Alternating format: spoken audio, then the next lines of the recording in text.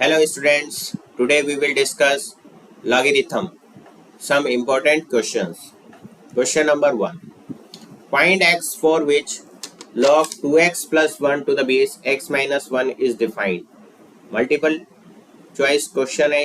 4 option आपको दे रखे हैं ABCD और आपको बताना है x जो है बिलोंग करेगा वो चीज आपको बतानी है x, ठीक है ना, small x, right. So we will check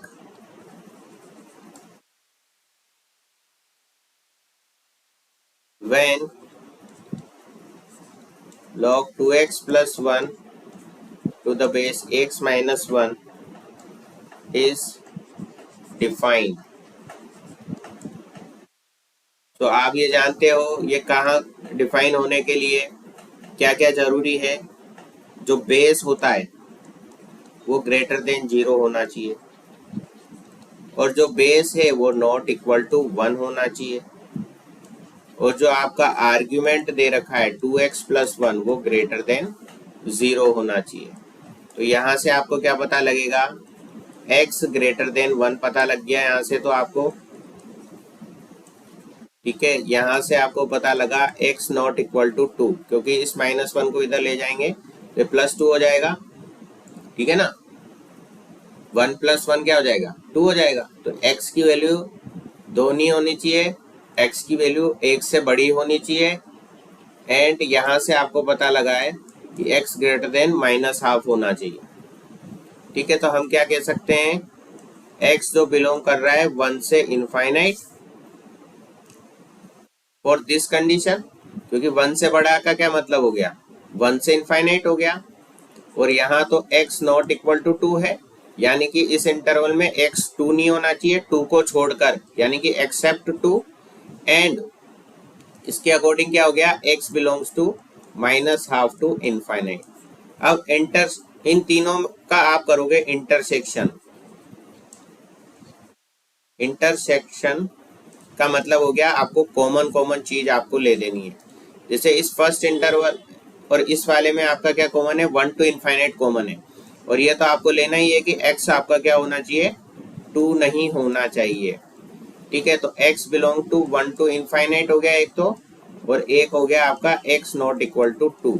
अब इसको आप किस तरीके से लिख सकते हो, x belongs to 1 to infinite -2, इसका मतलब हो गया 2 को छोड़कर, एक्सेप्ट 2, राइट.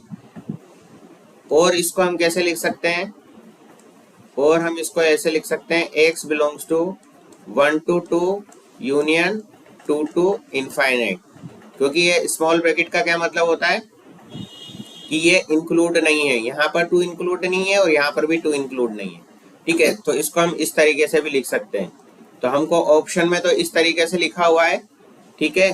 तो हम यहाँ पर देख लेते हैं कौन सा ऑप्शन में ये लिखा हुआ है, सी ऑप्शन में ये लिखा हुआ है, x belongs to 1 to infinite -2, ठीक है. तो option C is the correct answer for the given question. ठीक है बच्चों, आई बात समझ में, ठीक है. नेक्स्ट क्वेश्चन हम देखते हैं यहाँ पर, find complete set of real values of x for which log x square -5x -6 to the base 2x -3 is defined. Same इसी प्रोसीजर से हमको इस क्वेश्चन को करना है. जो आपका बेस है वो क्या होना चाहिए, 2x -3 जो है ग्रेटर देन 0 होना चाहिए और 2x -3 जो है नॉट इक्वल टू 1 होना चाहिए. एंड जो आपका आर्ग्यूमेंट दे रखा है x square -5x -6 greater than 0 होना चाहिए, ठीक है. तो कोई भी आपको जनरल फॉर्म में अगर मैं लिखूं log x to the base a अगर लिखा हुआ है तो ये डिफाइंड कब होगा, अगर ये आपको दिया हुआ है तो इसके साथ ये कंडीशन होती है आपकी कि x ग्रेटर देन 0 होना चाहिए और a जो है नॉट इक्वल टू 1 होना चाहिए और a जो है ग्रेटर देन 0 होना चाहिए. ये जनरल फॉर्म में आपको याद होनी चाहिए चीज, क्योंकि यही चीज हमने इससे पिछले क्वेश्चन में अप्लाई करी है और यही चीज हम यहाँ अप्लाई कर रहे हैं. जैसे यहाँ पर बेस क्या है, 2x -3 है, तो वो ग्रेटर देन 0 कर दिया, ठीक है, ये वाली कंडीशन। फिर जो बेस है वो नॉट इक्वल टू 1 है, तो ये सेकंड वाली कंडीशन। फिर ये थर्ड वाली कंडीशन आपकी क्या है कि ये जो आपका आर्ग्यूमेंट है, ये वाला जो आर्ग्यूमेंट है वो आपका ग्रेटर देन 0 होना चाहिए, तो ये उसको हमने ग्रेटर देन 0 कर दिया। ठीक है बच्चों, अब यहाँ पर से हमको क्या पता लग रहा है, x की वैल्यू पता लग रही है x ग्रेटर देन 3/2, राइट। यहां से क्या पता लगा आपको, 2x not equal to 4, so x not equal to 2, क्योंकि ये -3 इधर जाके 4 बन जाएगा और 2 से 4 2 टाइम्स कट हो जाएगा, तो ये कंडीशन आपको मिली। यहां से ये कंडीशन मिली और यहां से आपको ये वाली कंडीशन मिल गई। इसके भी आप फैक्टर कर लो, तो ये क्या आ रहा है, x - 6 आ रहा है और x + 1 आ रहा है। इसको फैक्टराइज फॉर्म में कर लिया हमने, ग्रेटर देन 0 आ गया। ठीक है, तो यहाँ से फर्स्ट से ये मिला, सेकंड से ये मिला। अब यहाँ से क्या मिलेगा आपके पास, x बिलोंग्स टू ये हो जाएगा आपका -∞ से -1 यूनियन 6 से इनफाइनाइट। ठीक है, तो यहां से आपके पास x बिलोंग्स टू ये मिल गया। ठीक है बच्चों, ये आ गया। अब ये कैसे आया इसको भी हम देख लेते हैं। हमको पता है कि यहाँ से क्या क्या मिल रहा है आपको, एक तो 6 मिल रहा है, एक -1 मिल रहा है। ठीक है, यहाँ पर अगर आप देखो इसको 0 के इधर कर देंगे तो हमको क्या मिलेगा, अगर इसको देखते हैं हम तो एक तो 6 मिल रहा है और एक -1 मिल रहा है। ठीक है ना। अब आप यहाँ पर वेवी कर्व मेथड से अगर आप इसको करो तो आप देखोगे इस तरीके की सिचुएशन आएगी, क्योंकि आप 6 से बड़ा कोई नंबर रखोगे यहाँ पर इस इनइक्वलिटी में, तो 6 से बड़ा नंबर लगूंगा तो ये पॉजिटिव यानी कि ग्रेटर देन 0 मिल रहा है, यानी कि ये इधर आगे की टर्म्स जो है वो प्लस की मिलेगी। और इन दोनों के बीच का कोई वैल्यू रखोगे, अगर मैं सपोज यहाँ पर 0 रखता हूँ, ठीक है, यहाँ x की जगह आप 0 रख रहे हो तो ये माइनस का मिलेगा, यहाँ 0 रखोगे तो प्लस का मिलेगा, तो ये नेगेटिव हो गई, यानी कि ये नेगेटिव आ गया यहाँ पर साइन इसका। और फिर यहाँ पर वापस से आपका पॉजिटिव आ जाएगा अगर -2 -3 -4 रखते हो तो। जैसे -2 रखता हूँ तो ये माइनस का 8 हो जाएगा फर्स्ट टर्म तो आपकी यहाँ पर, और यहाँ -2 रखता हूँ तो -1 हो जाएगा। तो माइनस और माइनस वाली दोनों टर्म मल्टीप्लाई होके क्या मिलेगी, प्लस की मिलेगी, पॉजिटिव मिलेगी, ग्रेटर देन 0 मिलेगी, तो ये साइन आपका क्या आ जाएगा, प्लस का आ जाएगा। तो प्लस माइनस प्लस। ठीक है, अब यहाँ पर आपका क्या है, इनइक्वलिटी में ग्रेटर देन 0 है तो आपको क्या चाहिए, पॉजिटिव वाला ही इंटरवल चाहिए। तो -∞ से 1 तक ये क्या है, पॉजिटिव है, और इधर क्या है 6 से इनफाइनाइट तक आपका जो है ये पॉजिटिव है। तो इस वाले इंटरवल को आप छोड़ दोगे क्योंकि ये इनइक्वलिटी को सेटिस्फाई नहीं करता ये वाला इंटरवल। ठीक है, तो आपका x जो है वो इस इंटरवल में बिलोंग करेगा।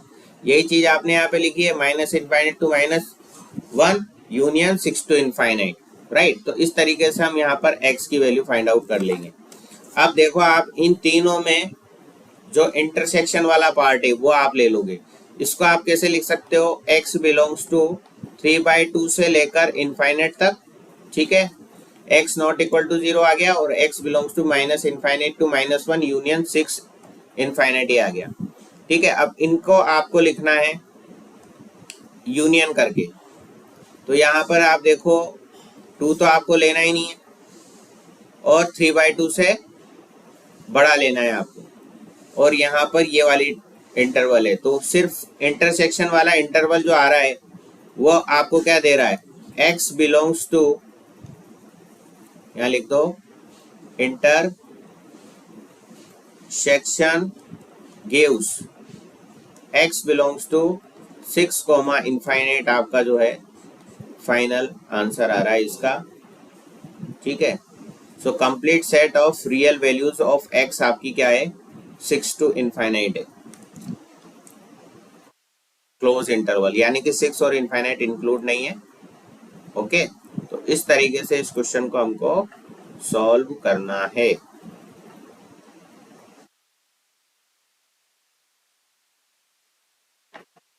चलो अब हम क्वेश्चन नंबर 3 डिस्कस कर रहे हैं।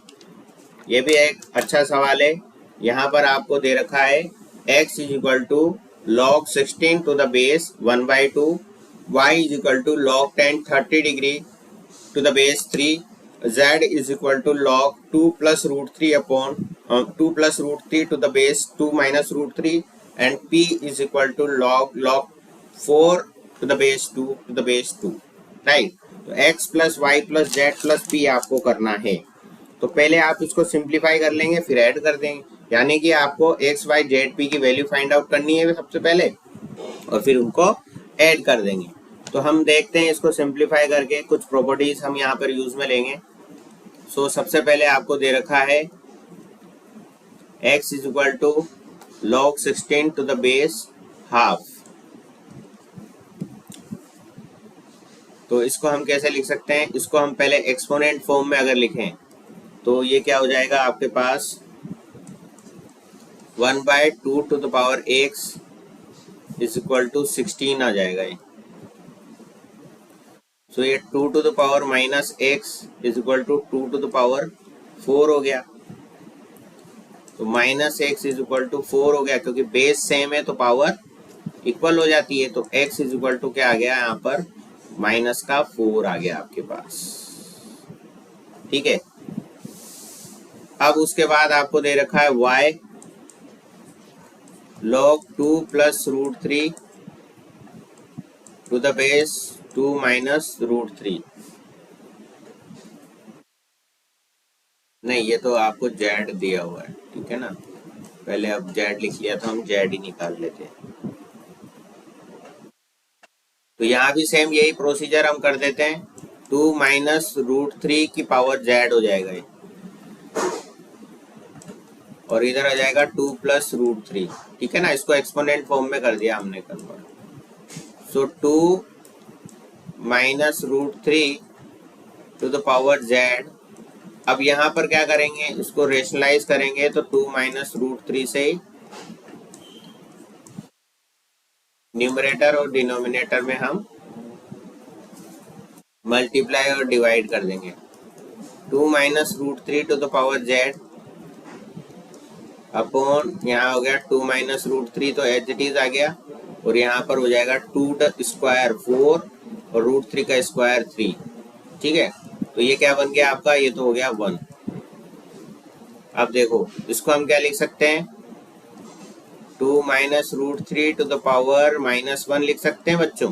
बेस सेम है तो पावर इक्वल हो जाती है, तो z की वैल्यू क्या आ गई आपके पास, -1,